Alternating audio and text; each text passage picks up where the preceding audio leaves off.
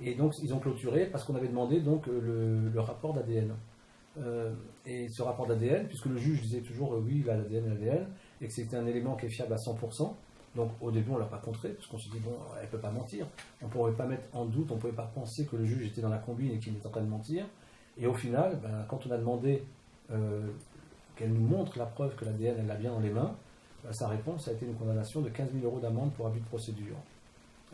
Avec la phrase, pardonne-moi, on n'a pas demandé vous n'aurez pas.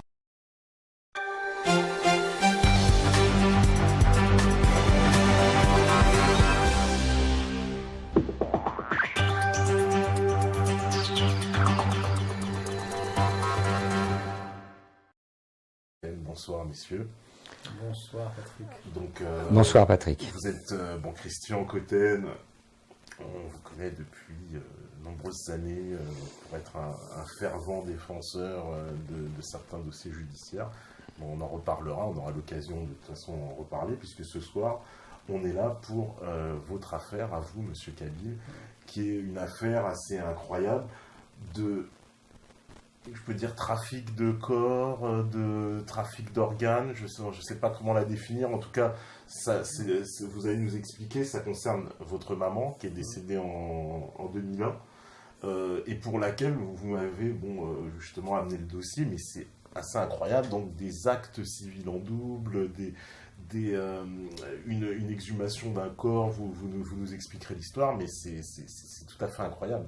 Pour revenir à la genèse un peu de ce qui s'est passé, est-ce que vous pouvez nous résumer un peu en gros cette histoire? Cette histoire, c'est une histoire qui commence dans cette ville de Sarcelles. Et oui, ça commence donc à Sarcelles. Notre maman est rentrée à l'hôpital pour une simple douleur au mollet. Et pour vérifier si elle n'avait pas de phlébite, donc son médecin l'a envoyé donc, faire dans tous les examens. Il se trouve qu'à l'issue de ça, pour le faire court, on l'a retrouvée dans une pièce avec du sang sur les murs, sur les plafonds, comme si c'était battu dans la pièce. Et à l'issue de ça, donc, on a demandé donc, une autopsie. Et l'autopsie, donc, cette autopsie, ils ont falsifié donc, l'autopsie en mettant le cadavre de quelqu'un d'autre. Parce que donc, le rapport présente une personne de peau blanche, avec un poids supérieur au sien, une taille supérieure à la sienne, totalement édenté alors que maman avait des dents. Et donc tous ces éléments-là ont conduit donc à une exhumation.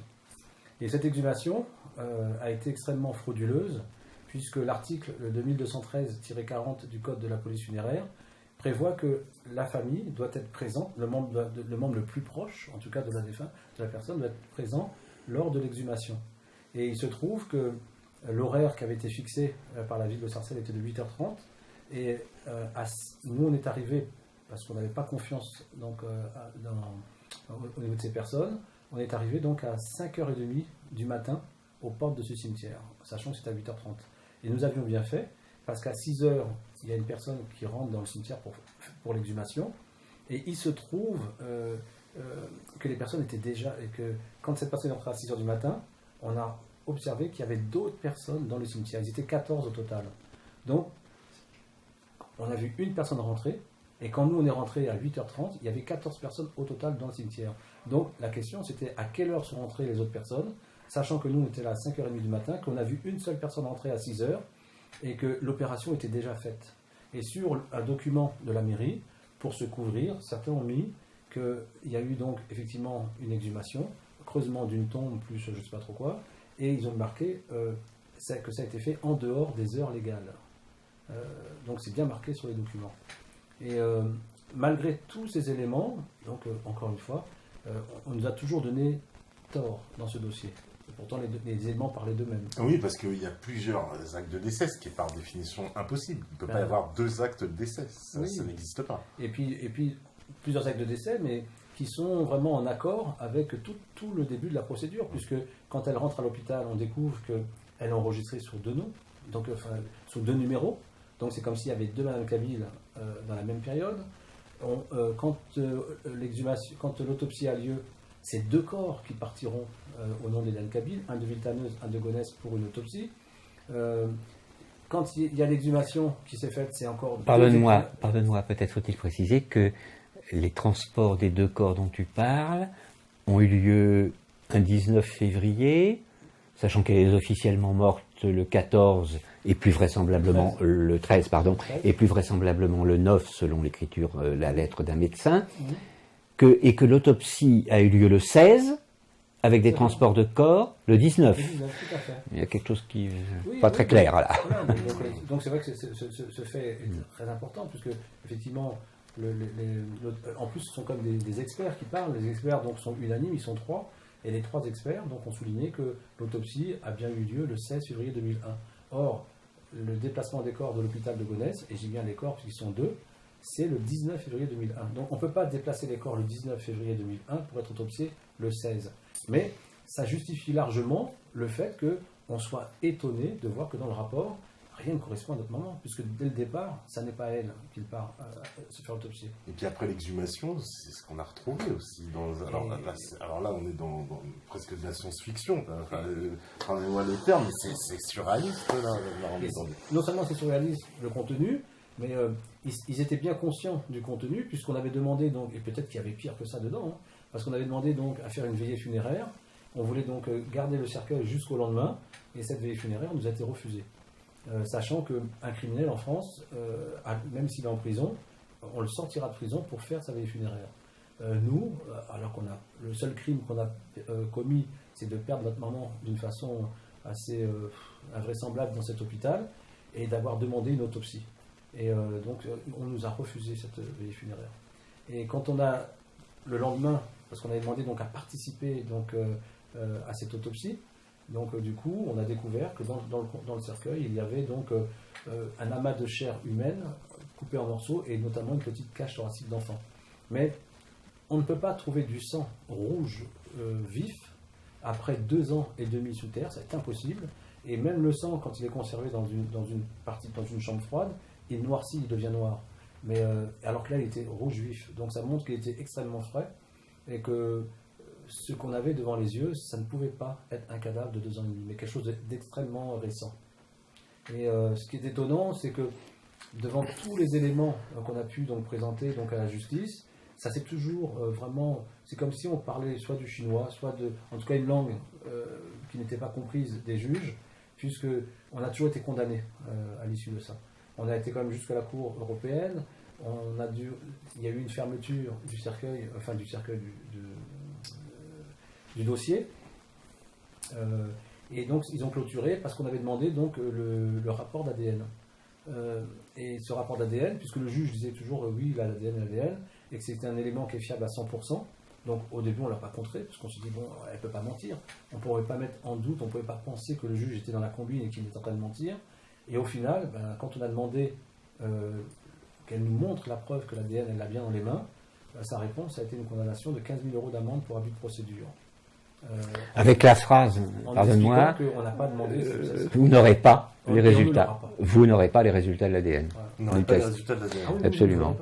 Pourtant, c'est dans votre droit de demander cette pièce. Bien sûr, c'est dans notre droit. Bien sûr, c'est dans notre droit, mais là, elle s'est vraiment opposée. Et puis, je vois pas, puisqu'elle est là pour apporter de la lumière dans le dossier, je ne vois pas en quoi elle fait un obstacle à cette vérité. Elle n'est pas là pour ça, au contraire, son rôle c'est d'éclairer les dossiers dans les deux sens, elle doit être impartiale, elle doit être là pour défendre d'un côté comme de l'autre, et là non, absolument pas, elle a mis un barrage, et puis une condamnation de 15 000 € pour abus de procédure. Abus de procédure, sachant que là-dessus, sur justement la fermeture du cercueil, il y a eu aussi un cercueil subtilisé, puisque le cercueil visiblement que vous aviez acquis au départ n'est pas celui qui a été exhumé dans la procédure. Et c'est pareil, vous avez les preuves de ça, vous avez amené, même l'organisme qui vous a vendu les pompes funèbres certifie que c'était bien ce cercueil-là qui vous ont vendu. Or, le cercueil qui a été exhumé, ce n'est pas celui-là.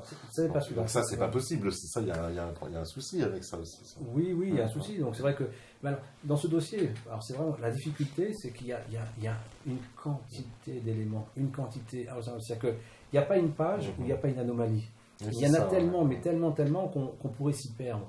Et c'est vrai que rester dans les grandes lignes, c'est important, parce que donc, ce qu'il faut retenir, c'est que notre maman donc, est rentrée dans cet hôpital, qu'elle est décédée de façon invraisemblable, qu'il y a eu une exhumation, que de cette exhumation, le rapport d'autopsie qu'on reçoit et surtout, en tout cas, le rapport des experts.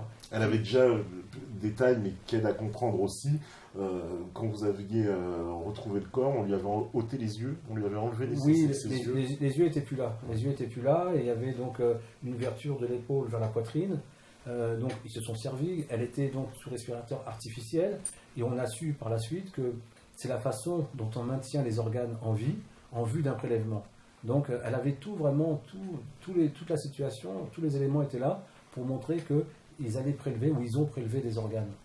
Et au final, en tout cas, quand on a donc exhumé, en tout cas, le cercueil, ça n'était pas elle qui était dedans. Et non seulement c'était pas elle, mais il y a eu une substitution de cercueil, parce qu'on avait donc eu la chance qu'une amie a pris des photos lors de l'enterrement, et 3 ans après, elle nous a donné ces photos qui ont démontré, ou démonté en tout cas l'argument de la justice, qui disait que c'est peut-être depuis le début que nous nous sommes trompés de cercueil, que dès le début, on a pris un cercueil qui n'était pas le sien, et du coup, ça explique la raison pour laquelle on ressent un cercueil qui n'est pas du tout celui-là. Parce qu'ils ne voulaient pas admettre que finalement, entre-temps, il y a des personnes qui sont venues, qui ont déterré le cercueil, et qui ont substitué le cercueil pour en remettre un autre. Et c'est exactement ce qui s'est passé. Et ben, malgré ça, j'ai trouvé aucune chaîne de télévision qui acceptait de diffuser Banlieusard, et le film a failli ne pas se faire. Ça veut dire quoi? Ben, qu'est-ce que ça veut dire? Ben, ça veut dire qu'on voulait pas me donner la parole. Ça veut dire parce qu'on sait que ma parole va être une parole qui va être radicale, qui va être tranchée. On sait qu'on pourra pas me faire de la subversion, et qu'on pourra pas me faire dire à des gens qui viennent de la banlieue des choses qu'ils ne disent jamais dans la vraie vie. Tout ça leur fait peur. Donc on aime bien que la banlieue soit racontée par des gens qui ne viennent pas de la banlieue. Il faut toujours qu'il y ait un tampon entre ces gens-là et nous. Parce qu'il y a eu des lettres qui ont été faites. Il existe des lettres de refus de participation des égyptologues africains aux débats qui ont eu lieu sur les chaînes nationales françaises sur la problématique de l'histoire de l'Égypte. Inciter les femmes à le faire. Dans les années 70, dans le monde musulman, à Kaboul, en Égypte, les femmes étaient habillées à l'oriental. Qu'est-ce qui s'est à l'européenne, pardon. Qu'est-ce qui s'est passé depuis ce moment-là?